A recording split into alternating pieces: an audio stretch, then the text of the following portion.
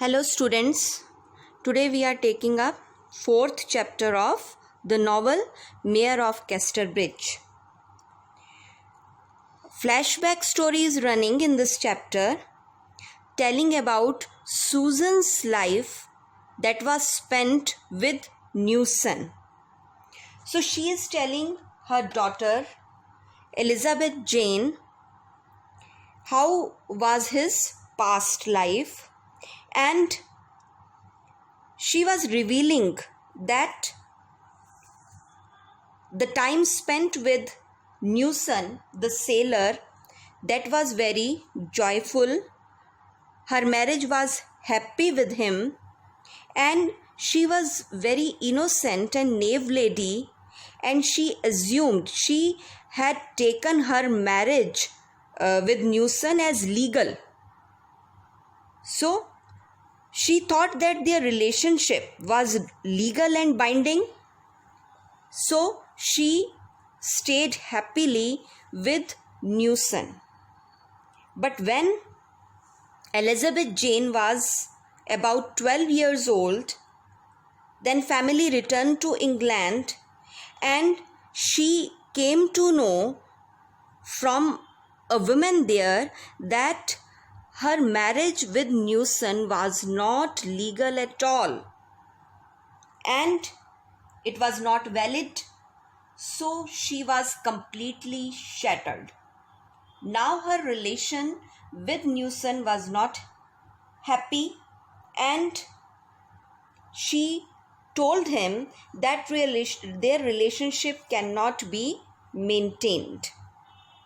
Newson was working in a dockyard near a ship, and then there was a report came to her that Newson was lost during a trip to some country.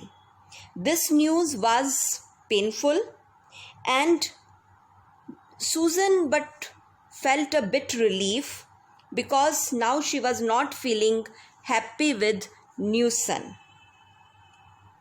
Now Susan had financial crisis. She was feeling a state of helplessness. Now she remembered her first husband, Michael Henchard. So she, along with her daughter Elizabeth Jane, decided to have a search for Michael Henchard. And she has also fears how this beautiful girl could face such chilled poverty. So they both, Susan along with Elizabeth Jane, arrived at Casterbridge in this chapter 4, and they heard about Henchard's name mentioned by two passing men, and Susan told her daughter not to seek him, but they will wait for some time. And they also have learnt that this agricultural town, Casterbridge, is suffering from a shortage of grain supply. So this is the storyline of chapter 4th. And during this reading of 4th chapter, we have come to know about Susan's character. It was a very revealing chapter regarding Susan's character, that Susan was basically very innocent and naive lady because she had taken for granted her second marriage as legal one. But her belief was shattered.